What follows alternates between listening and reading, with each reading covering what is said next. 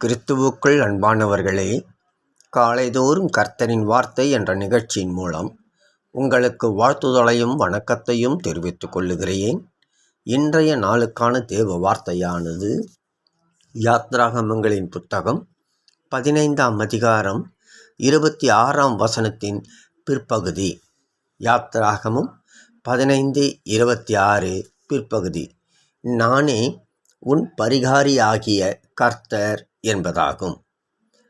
தேவனே நம்மை உண்டாக்கினபடியால் நாம் நம்முடைய ஆண்டவரையே சார்ந்து வாழ வேண்டும் என்பதையே இதிலே மறைந்துள்ள சத்தியத்தை நாம் அறிந்து கொள்ள வேண்டும். பரிகாரம் என்று பார்க்கும்போது ஆண்டவரை அறியாதவர்கள் தங்களது குடும்ப பிரச்சனை, கவலை, போராட்டம், வியாதிகள் நீங்க பரிகாரம் தேடி பல இடங்களுக்கும் குறி சொல்லுகிறவர்களையும் தேடி அலைந்து சென்று பணம் பொருளை இழந்து தற்காலிக மனநிறைவு பெறுகின்றனர். ஆனால் நம் ஆண்டவர் சொல்லுகிறார், நானே உன் பரிகாரியாகிய கர்த்தர் என்று. அவ்விதமாக ஆண்டவரிடத்தில் நாம் நெருங்கி சேர்வோமானால் நாம் அடைவது அல்லது பெற்றுக்கொள்வது தற்காலிகம் அல்ல, நிரந்தர தீர்வு என்பதை அறிந்து கொள்ள அழைக்கப்படுகிறோம். வேதத்தின் படியாகவே மார்க்கு 5ஆம் அதிகாரத்தில் 12 வருடமாய் பெரும்பாடுள்ள ஸ்திரீயை குறித்து நாம் அங்கே பார்க்கிறோம்.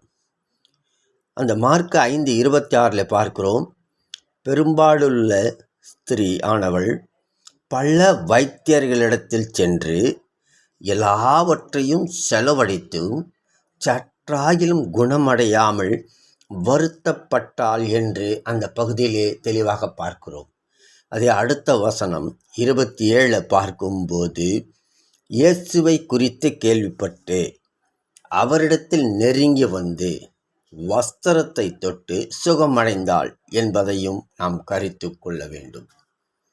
இயேசு சகல வியாதிகளையும் குணமாக்குகிறார் என்று கேள்விப்பட்டபடினாலே பல வைத்தியர்களை சென்று 12 வருடமாக பட்ட அந்த பெரும்பாடுகள் நீங்கும்படியாக தேவனிடத்தில் நெருங்கி வருகிறார்.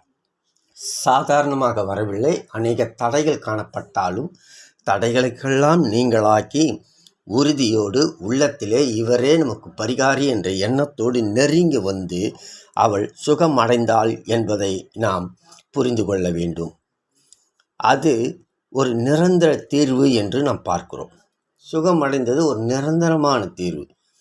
எனவே நாமும் கூட இந்த உலக வாழ்க்கையிலே நமக்கு ஏற்படுகின்ற எவ்வித போராட்டமோ, கலக்கமோ, கவலையோ, வியாதியோ, தேவைகளோ எதுவாக இருந்தாலும் பரிகாரியாக கர்த்தரையே கிட்டு சேர்ந்து எல்லாவற்றும் விடுதலையாகி சுகம் பெறுவோம் என்பதை நாம் எண்ண வேண்டும்.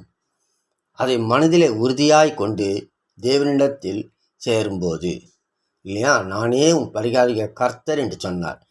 கர்த்தரிடத்தில் நெருங்கி சேரும்போது நாம் ஆசீர்வாதம் பெற்று மகிழ்ச்சியுடன் வாழ்வோம் என்பது நிச்சயம். தேவன் தாமே நம்மை ஆசீர்வதிப்பாராக. ஆமேன், ஆமேன்.